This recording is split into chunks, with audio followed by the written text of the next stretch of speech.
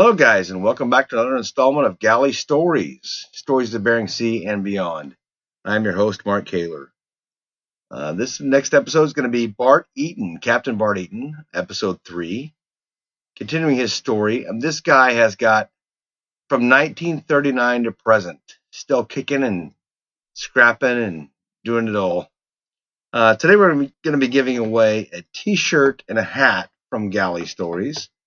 For every like and subscribe, you'll get 1 point, 1 entry. And for every comment left on iTunes, you will get 5. So I encourage you all to like, share, subscribe. We're trying to grow our base a little bit more. Without further ado, though, here comes Bart. But anyway, that I want to ask you for another good story. that's not a good story. No, but it's a story that probably needs to be told. It's a story. What about the Mark air crash? Well, that was quite a deal. Jeff interacted with him at Harvey. Well, we were up in Norton Sound. Season's over. And as most fishing spots where you go fishing, everybody comes in over 2 or 3 weeks working on their boats at different time. But when it's over, everybody wants to leave on the same day. And of course, the infrastructure just doesn't handle it. The airlines doesn't have enough to everybody. Well, if you've been up in Alaska, you know everybody wants out. Boy, when the fishing's over, they want to go home. So everybody's wanting to go home. So Mark Air sent out an empty plane. This is quite a story. An empty plane, and it's all verified. You can read it in the newspaper anywhere. So they sent out 2 planes. But apparently, Uniclete air control is in Nome. Okay? But some way they didn't tell Nome there was another plane coming. Okay? So when they sent the two planes in Anchorage, they said, we have an empty plane going out to haul in all these extra people. Does anybody want to switch over? Because we have a full plane. But we have one's completely empty. Anybody want to switch over? No, nobody switched. Well, okay. So we're out there, and the communications get such. Tim and I are flying, and we hear some confusion from the airport, and it was foggy. Why they were flying, I don't know. I didn't know why we were flying. But it was really a foggy with no wind. So we hear there's a plane, but it got confused because everybody up there has VHF sets. You know, everybody knows what's coming. 90% of the people coming into Uniclete, unless it's coming to fish, are from the town. You know, coming back or somebody. And so the word got out that there was a plane missing. Well, the plane with all the people made it in.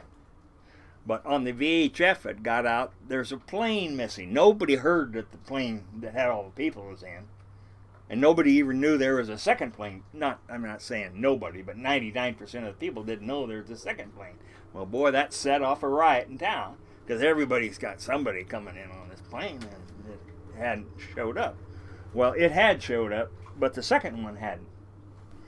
And so there was all going on. So they grounded all the flying in and out of there, and Tim got on the radio and convinced Nome air controller to let us fly. You know, let us fly. And this is all Tim.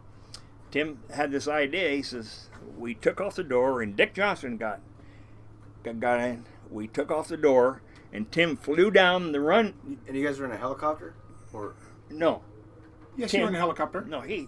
Oh, you, no. You were. I was in the helicopter. Use. Yes. But not right then. Okay. So, Tim says, what I should do, because it was kind of a squirrely airport. It had a hill just before you had to land. So Tim took the door off, flew down sideways so he could see. It was foggy. You couldn't see. And if with the fog, it'd make water on the windshield. He's going sideways. He flew down because that's what the flight pattern was. You know, it was supposed to come in on line to come in. And of course, Tim had a map that showed when you land, you come do this way. And he's going sideways there. He gets down there, and a little sun opened up, and there's a tail of this plane in the side of the mountain. God damn. So he come back. Dick got out. I got in. They wouldn't let any more helicopters go down, so we come down, and there's 3 people standing there. Of course, we had the Loran on it, because the rules on a helicopter don't get above line of sight, because once you get above, you got to come back down through the fog. You can get all screwed up. But Timmy got that straightened out. He got out there, and he opened the door, and you could smell diesel fuel everywhere, because that's what those jets burn. Didn't want to take it down close, because afraid we'd set the whole thing on fire, because you got the turbine going. So ran down there, and there's a skipper, a guy standing there, and a gal laying in the dirt, and another guy. There were two gals and the skipper. The Pilot. Pilot. The other guy was a pilot engineer, but he was a pilot, and he was the one landing the plane. You get down there, he's laying in the blueberries over there. Oh, I got some pictures of this. You ought to see. You see one of those planes roaring on the deck and all there, and they sound good and tough. This is like a 737, right? Yeah. Yeah. Short version. And it hit the mountain, but the guy did right after he did everything wrong. He tried to take off again, so he hits this hill, but on an upward slant. Took the engines off, dug big holes. I mean, you wouldn't believe how many wires come out of the bow of that. So there's 5 people there? 4. I thought it was empty. Except for the No, pilot. the You have a that's all it pilot was. and a navigator and 2 Oh, stewardesses. got ya. Yeah. And it broke right in half, right in front of the wings. I mean, oh, Jesus. But anyway, so I had Vic, I think he was on the Neptune. You can talk to Vic about this. He was offshore, and we had him send the Prince William Sound in, right close to the beach on a Loran line, so they could take this wounded gal down to the Prince William Sound and take him into town. And we told,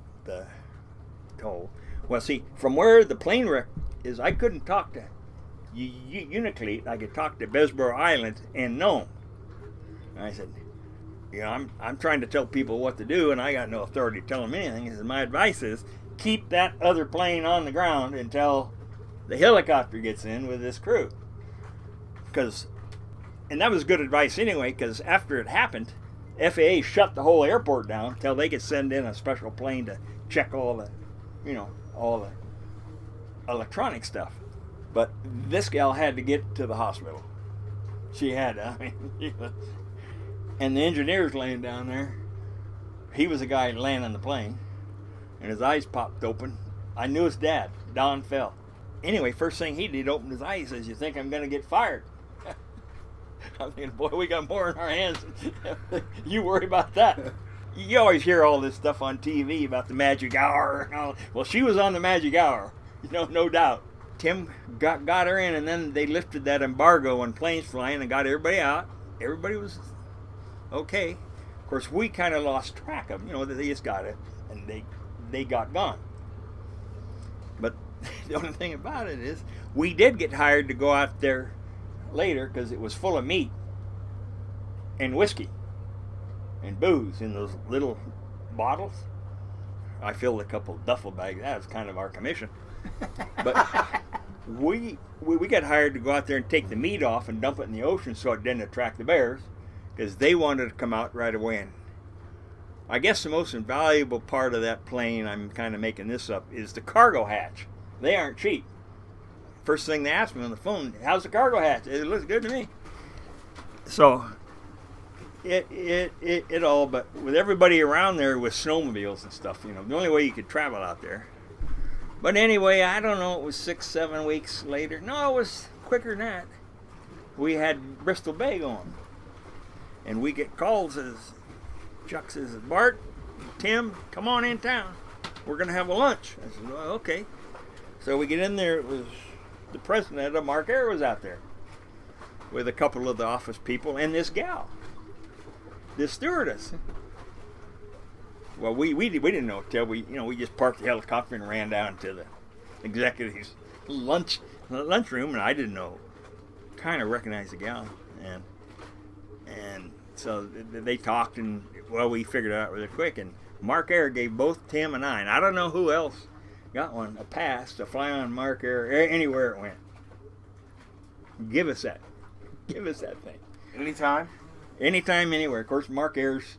They went bankrupt, so but you must have been flying a lot. They're now Alaska Airlines. But I'll tell you, I tell you, Tim got a better story than I do. But the best part of all that is, the best part was that she lived. Of course. Yeah, that's the very best part. I didn't give a shit about Mark Air's door, but in any case, she come up. Of course, she's emotional. Oh, thanks for saving me, that other shit.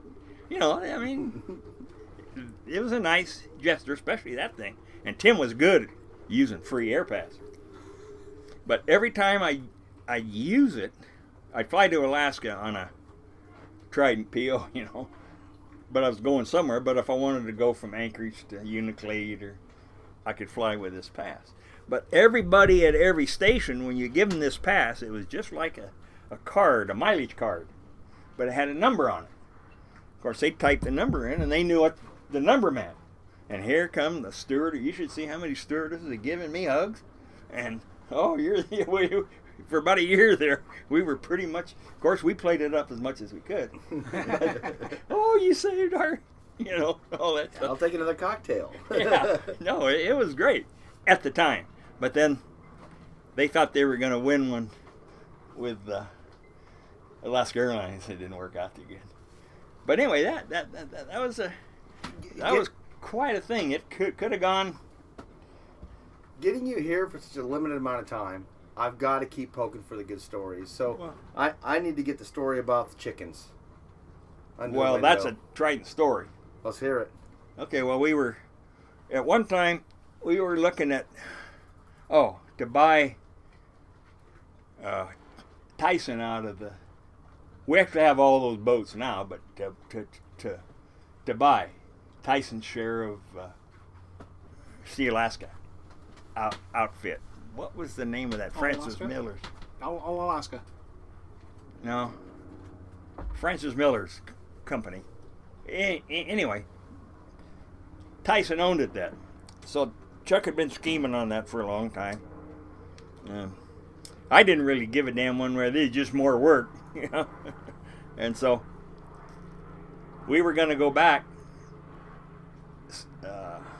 The head comptroller, Chuck, and myself fly back to see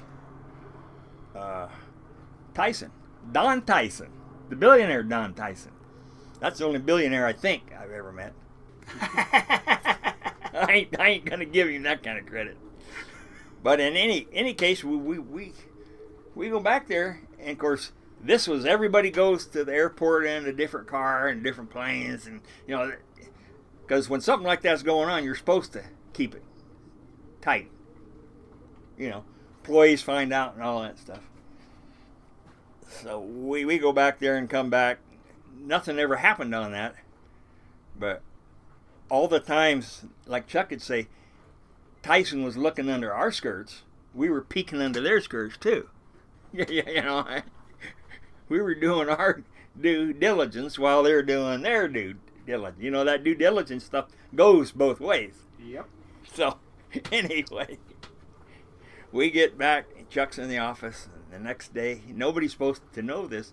There's some chickens under his office window going, "Arr, arr, arr." Tyson's the king of chicken. Chuck got all upset about that. He wanted to know who did it. He says, "Go kill those goddamn birds." Well, we tell him, we're in downtown Seattle. They got a humane society. You can't just go kill a bird. So do you know who put him there? Well, my suspicions are Paul Paget or both of them with Jimmy McManus. But either one could have been the one. But anyway, that had his blood going. He was, see, this is supposed to be a big, quiet deal going on. Wait. Shit, there, not quiet. But anyway, that's that story. You got another favorite one, Jeff? Oh, let's see here. Let me. Go- No, go no, through no, the no, sheet. no. Let me look at the sheet Go real through your quick here. memory Let me and look think at the about sheet it. here. Well, yeah, there's definitely some that did and did not make this list, but one that, again, I hope that you can tell it, and you can tell it maybe in a PG version. But We're an explicit channel. okay, about when you guys went to meet with Mitsubishi. Yeah, I think I can. Back in the old days. Is it you guys? Who's the you guys? Well, you and Chuck and Well, I had nothing to do with this, but Chuck, every time Chuck goes somewhere, if there's going to be 6 people on one side of the table, he wants 6 on his side. Even if you don't know what you're doing, but you're supposed to keep your mouth shut. You show up. Yeah, you just show up and keep did you your hear mouth that? You're shut. supposed to keep your mouth shut. Yeah, keep your mouth shut. There you go, buddy. I told you that. Now here's the story. Yeah. So, like I said, you dig your grave with your mouth. So, we had a deal on salmon. Chuck's the best one. This is the tragedy in my life. He can't tell his own stories. But I was That's why you're here to tell it for me. I was peripherally in it. Mitsubishi, we were going to have a salmon deal on a price, and the theory was they had signed a deal. And just a long story short, well, it didn't get closed that night because everybody went out drinking and forgot to. Well, the next day, Mitsubishi had so much pressure put on them by the other Japanese buyers that now this is a novel. Now I'm not telling, this is a novel. So they backed out of it, but they backed out of it, and we had an unsigned contract. Oh God! So the orders went down through Trident. Don't ever sell anything to Mitsubishi. Well, that sounds good, but Mitsubishi builds all the airplanes and engines on Boeing, and they're all over the place. And then Mitsubishi wound up buying a salmon, if I'm telling it all right, Princess in Europe, our biggest canned salmon buyer. And Chuck could put out this edict: we're not selling anything to Mitsubishi. So it got going, and Billy Grace was selling a lot of fish, and it was going to Mitsubishi, but everybody would try and hide those invoices away from Chuck. But then Chuck happened to see one time, but it was a damn good price. One thing you'll find about the fish business, it's what I have labeled situation ethics. No problem. Any kind of anything. What's the situation warrant? Well, that's what you do. Without guilt. Because the situation warrants it. But anyway. So everybody's begging Chuck to go have a reapproachment or whatever they call it with Mitsubishi. So our salesman, everybody puts together a meal up at the Seattle, one of those Seattle clubs. Yeah. It's not the athletic club, or it's one of those The clubs. Washington Athletic Club. No, No. I don't think so. But it's one of the snooty ones. Snooty. Snooty. Snooty Club. So Chuck was all upset because we got invited to meet the Japanese in this club, and Chuck wasn't a member because he wasn't one of the elite in town. Shit, they wouldn't have let any of us in there if we didn't. Sponsored by Mitsubishi. And how come these guys can't do this stuff myself? So we go in there and we start talking. And this was the head of Mitsubishi America. He's the guy that meets with Boeing. And he'd been to MIT. I mean, this guy... He was the shit. He was the top. Nice guy. Yeah, well, we were all nice guys that night. So the first thing you do is start compying. Compying. We had Michiguchi there, and I think we had all of our guys, and they had 3 or 4 guys. We're all very polite, talking, compying, and the Mitsubishi guy brings it up. And even I didn't know where this was going. He started talking about the Second World War. And I'm thinking, damn, I know how the story ends. I didn't. But I'm not saying anything. Try to be polite. I just listen. Okay. And he started talking about the Mitsubishi plane, the Zero. It was an F-Zero. He was bragging about that, and it was true. It kicked our ass until one of the Zeros, if you know the story, crashed on Acatan Island, and the Navy took it, put it on a barge, took it to San Diego, and rebuilt it. And they flew it down there, and they built the P-38, so it could turn faster, go higher, whatever it took. They had a control. I mean, it's a hell of a story. And I read the book about it. It's called the Acatan Zero. So anyway, he's talking about the Second World War, and I didn't know that Chuck was paying for the drinks, or they were. I didn't care. So he says, Mr. Bunder, he says, I know what zero, F0 meant. It meant fighter zero. But I never did find out what the P in P-38 stood for. Well, I'm waiting for Chuck to say something. He said, hell, I don't know. I said, Bart, do you know? And I said, well, it probably stood for pissed off.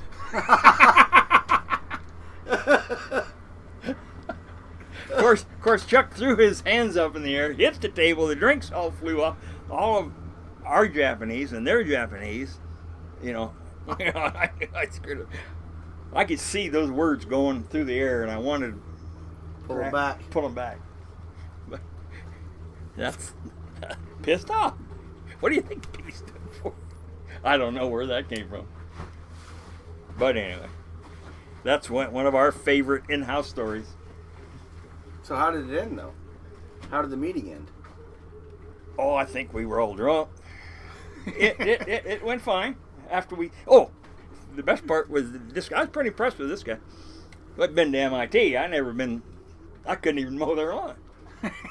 And he's sitting there and is like a German Shepherd with his chin on his arms. Arms crossed, Yeah. and his chin on his Just arms. Yeah. looking straight at the guy. He says, that's what I like about you Americans. You say what's on your mind. And I said, oh yeah, the dumb ones do. So you mentioned a time or two that Chuck's no longer giving interviews and talking to people anymore. But Oh, okay. do you have one of those moments where you were most proud to be with Chuck, or saw him at his finest that you'd share? Yeah. Probably the proudest I was with him was we're in Japan. Oh, well, when he asked Stevens to bomb the Azors, that was pretty impressive. That was a good one. Yeah, because we had I just come to work for him, and he had some salt cod. We sold a couple boatloads to Portugal, and they got halfway over there, and they stopped the engines. And then they wanted to talk price.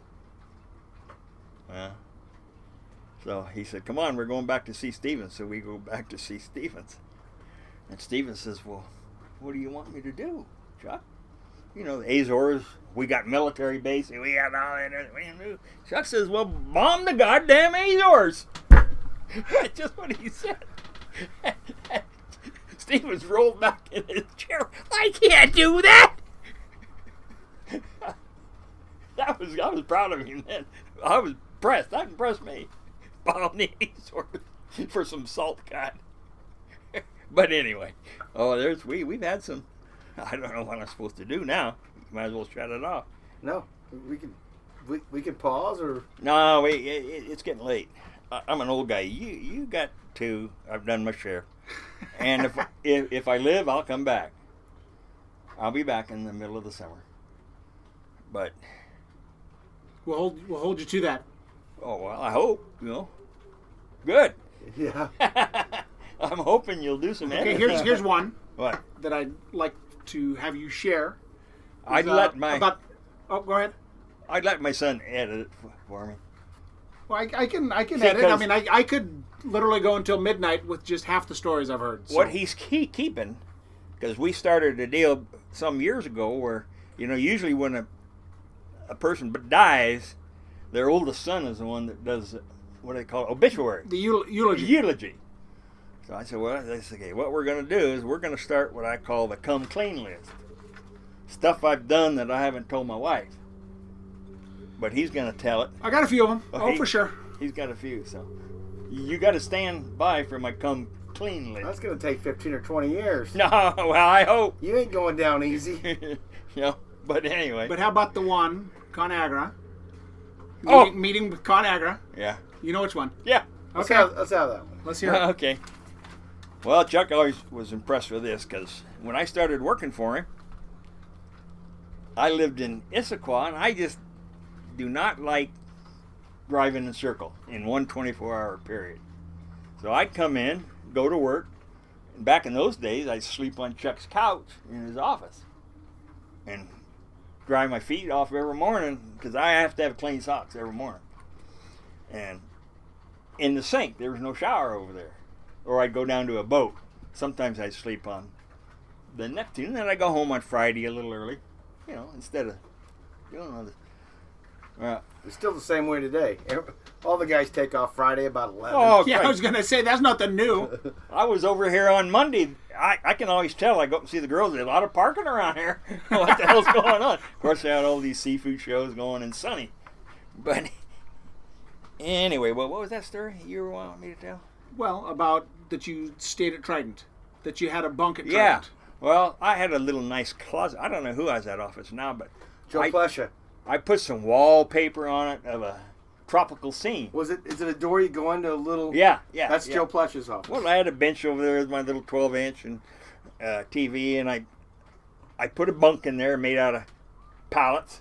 Yep. And put it's nice. And plus, right around the corner, I got a shower. Shit, I was in tall cotton.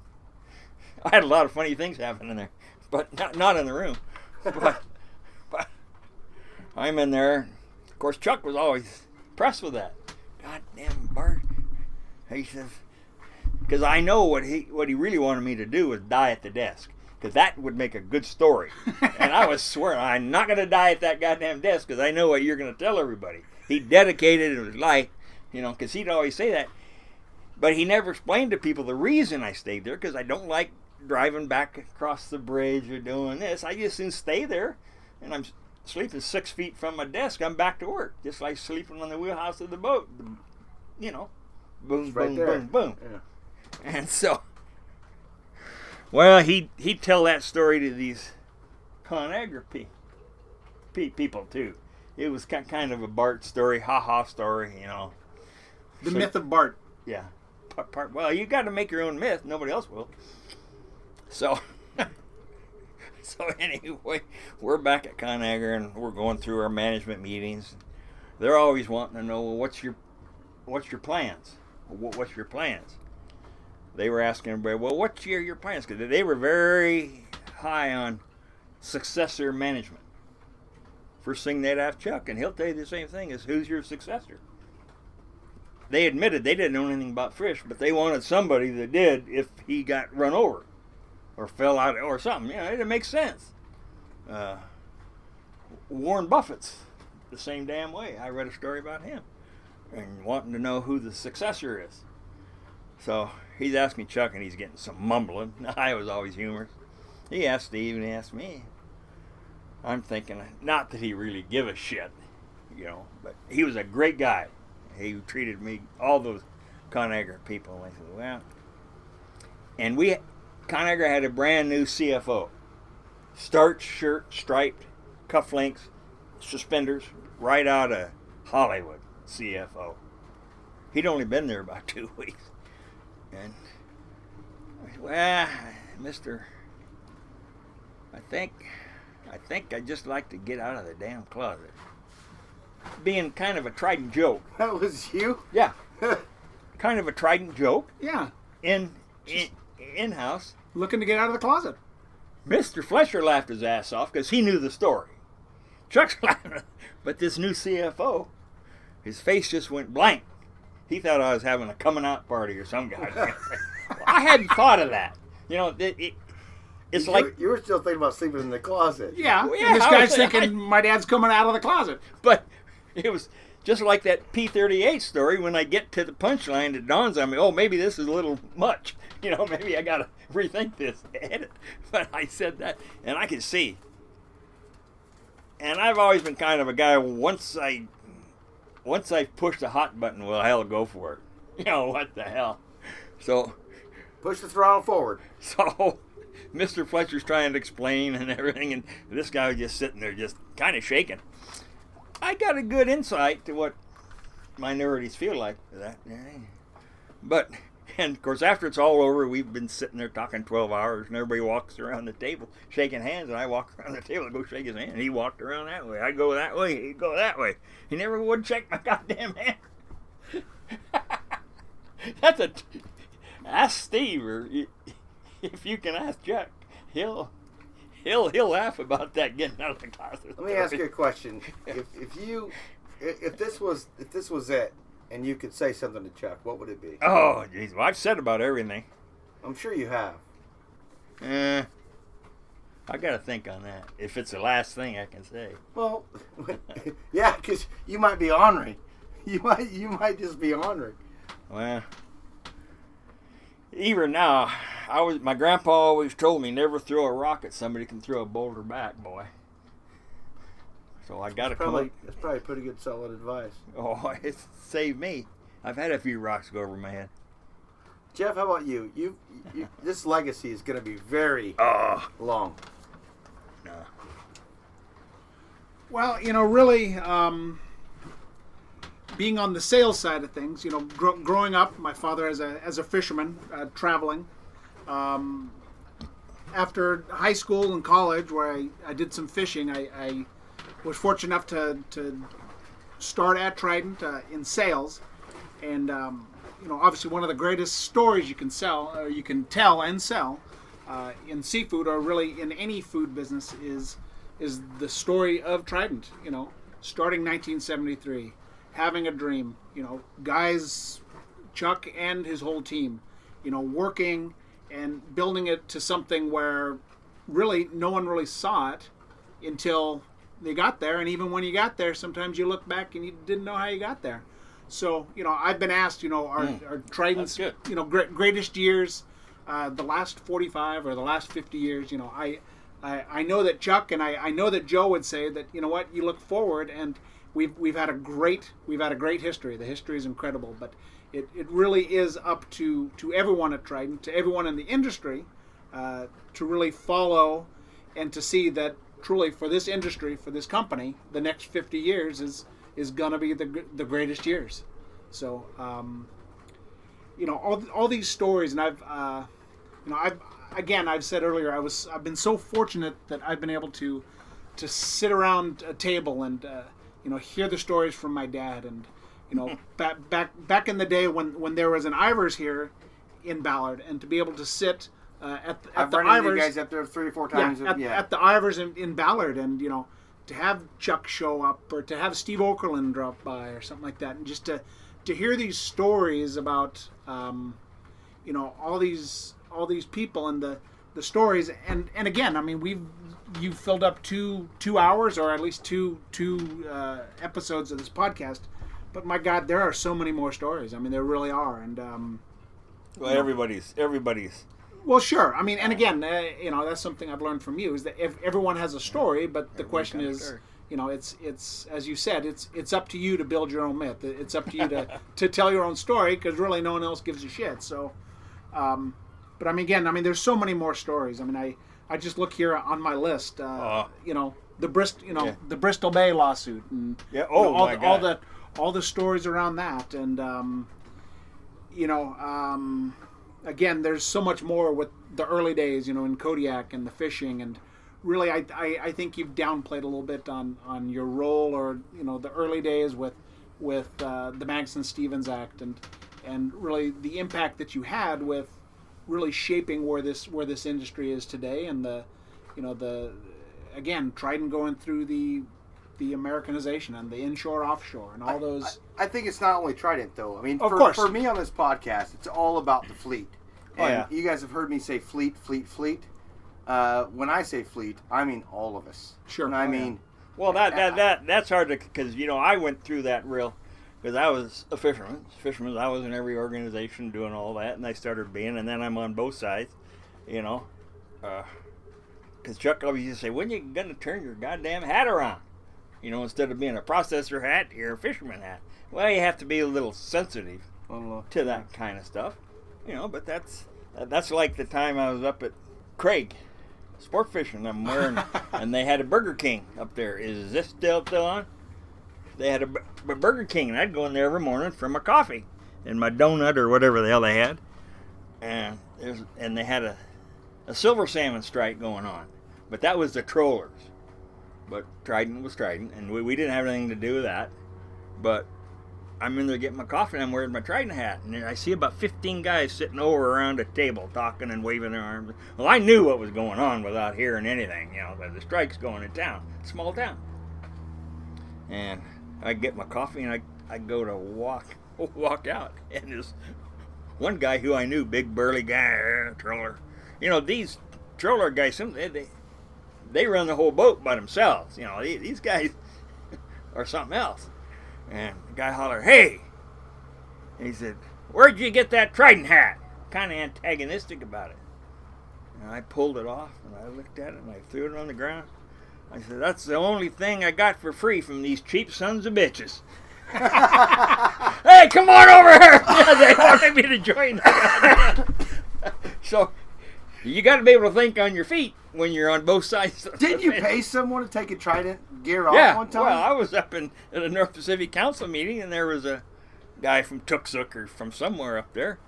He's walking down the street having a hard time keeping, and he had an old, I could sell it now, an old Trident coat on. And it's about minus 40. And I said, "Hey, buddy, what do you take for that coat?" "What? You want my coat? How much?" He said, $5. Okay. So I give him $5, and he took off this coat, and I walked around the alley and threw it in a garbage can. I didn't want that Trident coat. You didn't want a guy stumbling the streets of Anchorage representing Trident. Wearing a Trident coat. But anyway, that's I think I want to say this before, and I haven't said this before on any of this, but when I keep saying fleet, it might be 2 years ago, and I'm probably disrespecting him by saying it now, but 2 or 3 years ago, we lost a guy, Eric Etter, off the Seeker, and it did not work for Trident, but the fishing community got together real hardcore to donate for that, and Trident actually put out an email saying for every $1 you give, we'll give $2. Well, that was Chuck and Diane. Right. Yeah. That's the kind of... Yeah. Oh, yeah. But I'm not just saying that's the kind of people they are, but they are. Yeah. But that's the kind of community that the fishing industry is. You give, you take care of each other. Yeah, You answer the call, you answer the mayday, you steam towards the problem. Right? Would you agree to that? I shouldn't say this because you can edit this part out. Who's that mad dog that works for the government now? Mad Dog. I know who you're talking about. Yeah. The McManus? the Marine. Yeah. Mad Dog. Well, anyway. Yeah. He's an ex-Marine. Yeah. He's the only one still working for him. Yep. I heard an interview with him one time, and something about what's your philosophy of life, and he says, well, he says, when you meet somebody, smile. I'm just paraphrasing because and smile, but think about how you can kill them. That's what he said. Yeah. I said, yeah, that's kind of be friendly, smile, but always be thinking about how you're going to kill that bastard. Kind of. I hope I'm not disrespecting the way he said it, but I think that's what he meant when I heard it. But like with these tapes, you've seen some of those tapes that I had put together with Chuck, and my goal then was to get them, because if you don't get them before they die, you ain't gonna get them. It's all over. That's what we're doing. And maybe somebody in 50 years can use that, So I don't know if you've seen it, but I've read about this play about Alexander Hamilton. I know every word. I love that guy. What would you like to know? Well, every word. But I read some part about it where I think he's talking. No, his wife is talking to George Washington about something. And I think it was George. Of course, this was all imagination. But for some way, he said something like, it's all about who lives, who dies, and who tells their story. That's right. I heard that. Who's going to tell their story, right? That is Yep. who lives, who dies, and who tells the story. That's it. But Well, that's what we're trying Galley to do. stories. Yeah. That's exactly what I Galley Stories is. I understand. That's Yeah. why I like. There's some guys that told stories in here. I don't have a clue who they are, but I understand everything you're saying. Oh, I done that, or I've been there, or it's close, or What's your thought process on this whole podcast thing? oh, I don't have one. I'm glad you're doing it. I mean, I'm glad you're doing it, or somebody's doing it, because I think there's a lot of boy. We've had some stuff. Yeah. Well, it's kind of like it hadn't been boring. But another thing about Trident that gets me about every year around Christmas, when we have the Christmas party and you see people you haven't seen all year. Of course, it's me. It's all that I have to kind of go in the office, and as long as they don't chase me out for disturbing the peace. Yeah, they thought some homeless guy had walked in a Yeah. couple days ago. Yeah. Well, anyway, I won't tell the whole story. But anyway, I know a lot of people still. A lot of people don't. More people don't know who I am than do know who I am. So, I call bullshit. well, no, that's true. But anyway, it's dawned on me a couple times how many things are a crisis at the time. Not only in life and all that other stuff, but at Trident. Something's a crisis. God damn, you're just getting all wrapped up. And a year later, it's the funniest thing you ever heard. But it's going on at that time. It's the crisis. But then it turns into one of the funniest things you ever heard. As long as nobody got killed. Before we shut down, I want to know your biggest crisis. The time you were scared the most. And because you've lived this life Don't talk about a long that. time. Like I said, I would like to know it. probably affected my whole life. When I think, like I was telling Jeff the other day, I think I was born with a bilge alarm. Because if you ever been on a boat and the bilge alarm goes off, man, your heart... This one's went off. You know, well, I was born kind of with the bilge alarm. Because I know it's set. And I reflected on it, and I wondered why. Because that's like, I think, when when I was born, like I said, 1939. And I never saw my dad till I was 6. Because he went over into the war. And when I'm a young kid, and I still think about this when I see a young kid and his dad's gone. So if you don't know reality or the facts, even if you're a kid, you'll make up your own. You know, and it'll always be worse than what it really is. And that's even for adults. You know, if you don't know what's going on, right? I mean, haven't you ever just made a disaster Oh, yeah. situation? Every night when I wake up at 2 o'clock in the morning. Yeah. I'm not thinking about going to work the next day. Check the goddamn bilge. But in any case, I used to, at my age, and I think it's in thousands of kids and all that, living in California, you're always told if you see a balloon coming over, it's out in the field, run the other way because it'll be a bomb that the Japanese have sent over. You know, well, kids believe all that bullshit. Well, it wasn't all bullshit, but and your dad's gone all, you know. You didn't hear things in the Second World War as quick as you hear it now. You know, now the guys are talking from their foxhole. Texting and... Yeah. But we had to go down to the post office every week, and there'd be something from Stars and Stripes. That was, and they'd post it. So that's something. So Playboy, Wild Alaska, and Stars and Stripes. But when you talk about being scared, you know, I think that was the scaredest I ever was for about 5 years, or 4 years when I was conscious about it. And my dad came home. Of course, the war's over, and I get up the next morning and wonder where the hell's Dad. You know, I didn't know it was going to be, you know. But anyway, it was a big deal, you know, when you're every day. And every kid right now, Dad's over and whatever it is, he's going through that. You got to tell them the facts. They'll make up their own. I made up some dandies. But so you're losing your dad every day in your mind, every day. Could have. Yeah. You know, and you don't really know.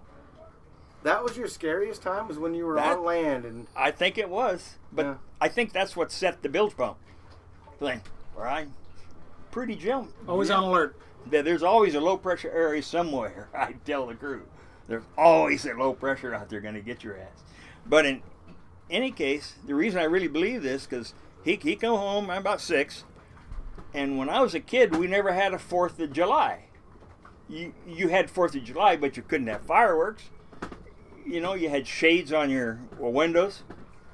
In your cars, you couldn't turn the lights on at night or all that stuff because the Japanese are right over there. You know, and everybody's waiting. And they take me down to the Sacramento River with a watermelon and the shit like we all do now. But they didn't tell me. And they set off the fireworks about dark. I thought, well, that's what they were talking about. I took off down the river. In fact, they still talk about it in town. It took a posse to come out and find my ass. I was buried under the blackberry bushes. Bart! You were sure they were coming. Did you you- sure? Oh, it was the well. end? Jeff, have you ever heard this story? Yeah. Yeah, I believe I have heard the story about. Yeah. No, well, but Yeah. you asked me what's the scariest. So, but I've heard you ask other guys that, and I always say being scared is kind of on a rheostat. They're scared. There's number 2 scared, number 3 scared, number 4 scared, number 5 scared. They're all scared, but it's how and how one will jump on the other. Oh, I've been scared, but I think the scared that had the biggest impact on me, that was scared. That was scared. Man, I took off running. I believe that, and I still get a little shaky. Like Jeff here loves fireworks. He'd never see me hang around. I'll go to the other side of the house. Yeah, they go ahead and do it. I don't care. You know, I understand. But you're just gonna move away. But somewhere back in my primal brain, that snake brain that we were all started with, from what I've read, I got to get in my hole. Well, Anyway. this is going to be the close of episode 3. Obviously, I'm going to have to come up to the cabin and Anytime. and do 4, 5, and 6. You definitely need to get up to the cabin. Yeah. Well, you got to have Jimmy. Hey, have you talked to Jim? You know, Jimmy's talked about coming on. He wanted to wait for you. Get He David said- Wilson. He said you'd come on first so that he could come on after I know. you and argue all Rebuttal. the points that you Point, counterpoint. point out. So then we'll do Jimmy next, and then we'll fly up there to the cabin and do You got to get David Wilson. David will be. He's saying point. He knows everything. Oh, he's got great stories. My God. Oh God. But he's got stories you've never heard. I'm just trying to capture them all. What? But we're going to close this one down. Bart, I can't thank you enough for coming. That's all right. I don't know. Jeff, Yeah. thanks for coming and helping here. You guys, this has been another installment of Galley Stories. I hope that you've enjoyed this one. I know that I have. And we will see you on the... Oh, before we go, successful night at the ALS event. Very successful night. Not a lot of online donations, though. Jeff, you were there at the event. It was pretty awesome and epic. It was very, very impressive to see the amount of people that came out. The fundraising with the silent auctions, or I guess with the raffles. But yeah, I mean, very, very impressive with the turnout and the amount of people. So nobody's going online to donate, though. I mean, they're not hitting that button. And I understand in today's age, it takes a little more time to click and add info, but some have. So I'm just going to encourage everybody. ALS is a bad disease, and let's continue to fight it.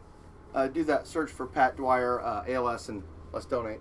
And then I guess we'll end there, and we'll see you guys next time. Say bye, Bart. Who lives? Who dies? Who lives to tell the story?